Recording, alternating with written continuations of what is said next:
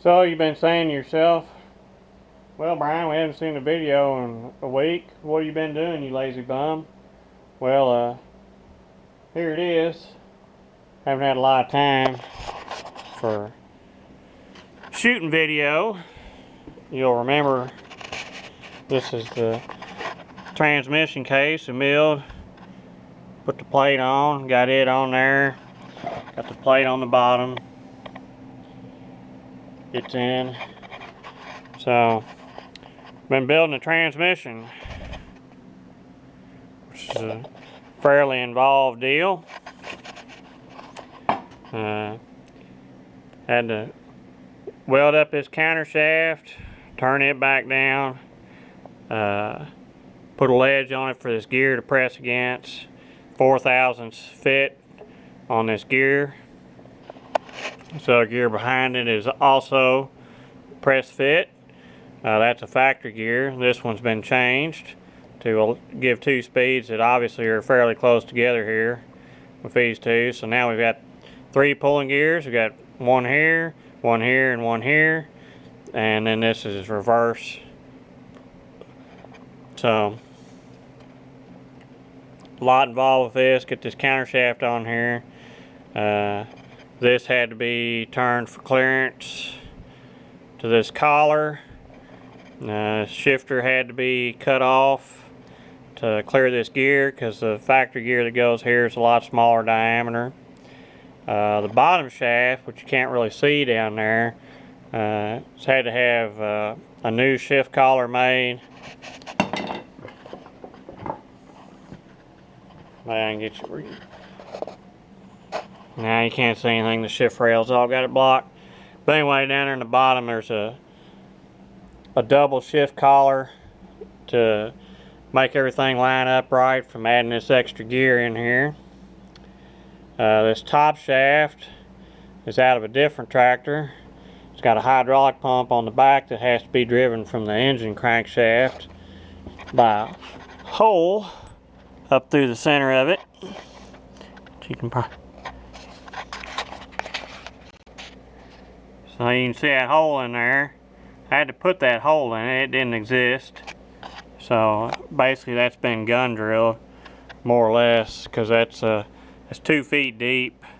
Had to be drilled in there, and that shaft is hard, so that was a fun little task getting that knocked out.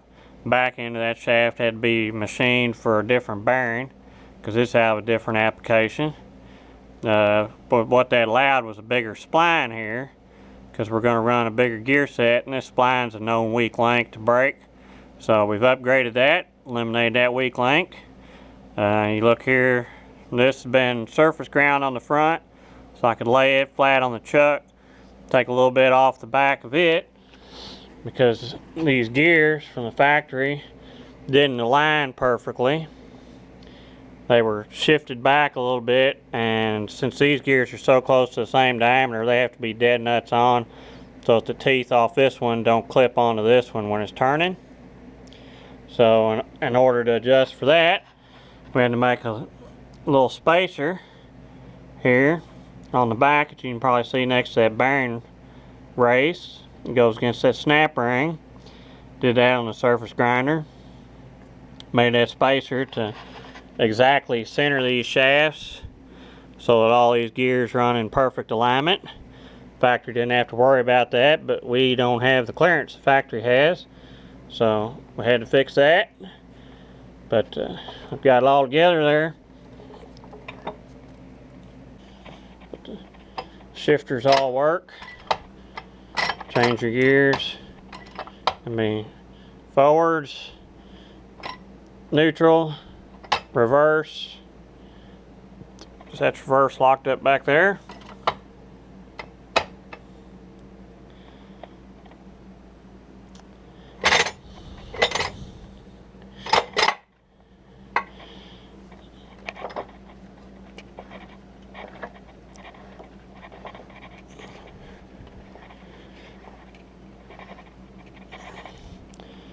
So that there's our high gear.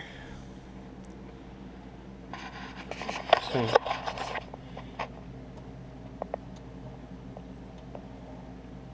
pinion shaft turning down there. So we got that part of it. Okay, so I mentioned about these spline shafts I gotta do here. This is the original. That's what size spline it was. This is what size spline it's gonna be. But we're gonna run a bigger gear set too. So in order to do that, I'd make a spacer, which is a fun little job. We've got a dowel hole here and a dowel hole there, and then all these bolt holes. So this piece of 1-inch plate burned out. Okay, so this is the plate.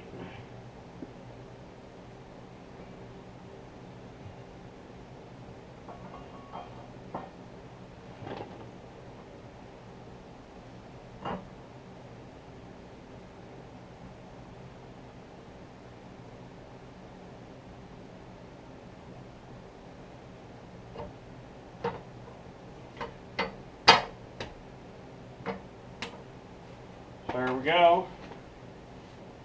Put that on there. Got all those holes drilled in it.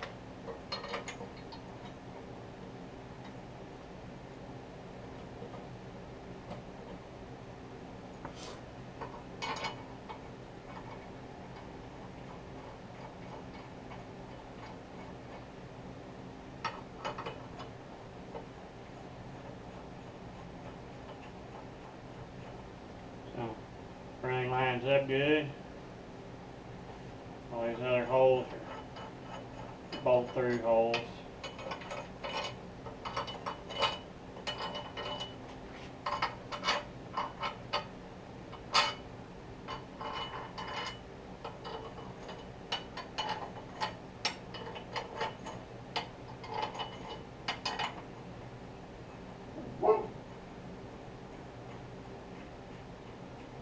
There's got threads. Bolt through, bolt through, and bolt through. So we got that done. And they lined up there. Everything's all lined up good. Now how the burn turned out on that. All lines up pretty good. So the next step is going to be some machining. I know that's what you guys watch for.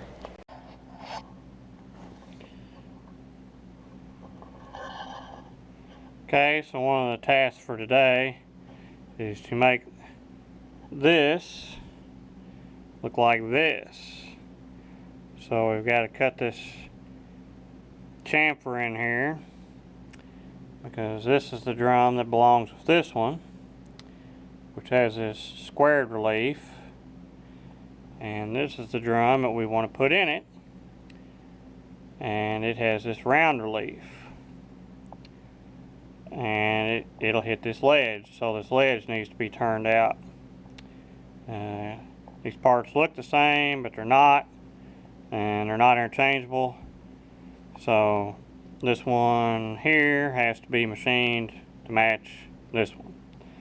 So let's get this chucked up in the lathe and see if we can do that, or if we're going to have to do this on the rotary table. I don't know if there's anything on the outside here that I can get a hold of to hold this straight, but we'll give it. Okay, so we're lucky enough to use the 3-jaw chuck here on this inside bore.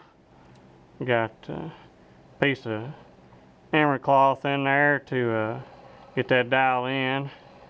And so we're running about 2 thou, which is plenty good enough for what we're going to do. We're just doing a clearance, but we like to have it good and straight to do anyway, because we want to do good work. And 2 thou should be plenty good on this. I'm sure it's a 5 thou tolerance job at least at the factory. It's actually rare to find stuff in production environments that on bigger stuff that is, you know, more than a 5,000 tolerance. There's usually quite a bit of variance in manufactured components when you really get to checking them. So you got machines cranking this stuff out, and the guys watch them. They may or may not be paying real close attention. So tool wear, a little slop, maybe not set up just exactly right. It's not uncommon to find stuff off several thousands in different directions, and the stuff still works. You know, it's built in to have clearances and tolerances, because it's a big problem in manufacturing. A lot of times a product will be built and the prototype tool shop guys build the prototype, so everything is exactly to spec, and when everything's exactly to spec, it works really good.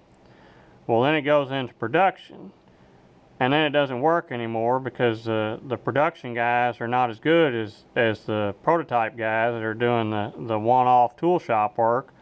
And you know, a lot of times their equipment's not as good either, because those prototype guys, they're doing one-offs, all top-notch, little use, low-hour equipment. The guys out on the job floor are using a bunch of stuff that has made thousands of components already, and it's got wear in it, and it's not perfect, and you can't babysit like what we do a lot of times in our machining. You know, we're shimming this to get it, you know, within 2,000. They're not going to do that because they don't have that kind of time. I mean, they got to make 100 of these in one day or something, you know, to keep up with production. So they can't fuss with putting a piece of paper in there to get it dialed in. They just do it, and they go on, and the part's made, and it goes into the machine, and maybe that works, or maybe the tolerance, if you do enough components that are off, you get stacked tolerances. And you know, if you're 5 thou off here and 5 thou off on the next component and 5 thou off on the next component, well, you know, it's not very long, you're way out, you know, and then it won't work anymore. And that's a problem in production, and it's something that they're always fighting and dealing with. Being able to have a design that essentially allows it to be mass produced. I mean, you can make stuff that's awesome, but if you can't mass produce it, you're probably not going to be able to sell it, because it's going to be too labor intensive to make each one exactly right. And people say, well, CNC, that eliminates all that. Well, I got news for you. I check CNC parts all the time, and a lot of times they're not any better spec than a lot of times they're worse than what you get off a manual machine, because nobody was checking it. You know, it was going through and it was doing its tool pass, and the machine says, all right, we're done, we did this. You know, we ran the tools exactly where they're supposed to go. Well, if the tool's got a little deflection in it, and maybe hits a hard spot in the material or something, it has no idea, it never checked it. It just says, well, we went through that 0 point, part's good. But unless you've got a real good QC team going back checking that stuff, and then you can go in and you can alter the programs and you know, compensate for that kind of stuff, for tool deflection and things, and get it dialed in and get it pretty dead nuts. But the same kind of thing, you know, if it's not in a climate controlled environment, you can get a lot of variance too. You know, from day to day or morning to evening, as the machine heats up and cools down, and the parts heat up and cool down. Well, you know, you're back gaining maybe a thousandths or a few tenths or something like that, just from temperature variations during the day, and you're right back to the same thing. You know, if you're not checking your parts, you don't know what you're making. So CNC is not necessarily going to be any better than anything else if you're not checking it all the time. So, but that's enough about that. Let's get this part modified.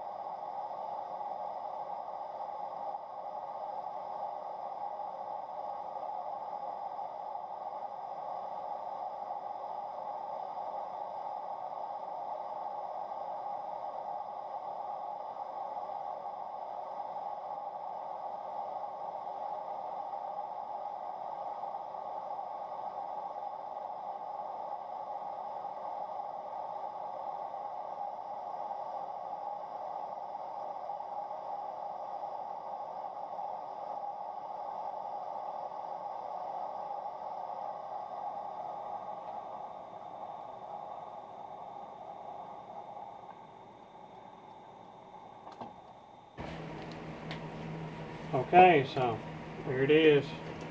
We've got it modified like it needs to be. Bailey coming to check the work. Daniel Bailey. Think I did a good job? I appreciate that.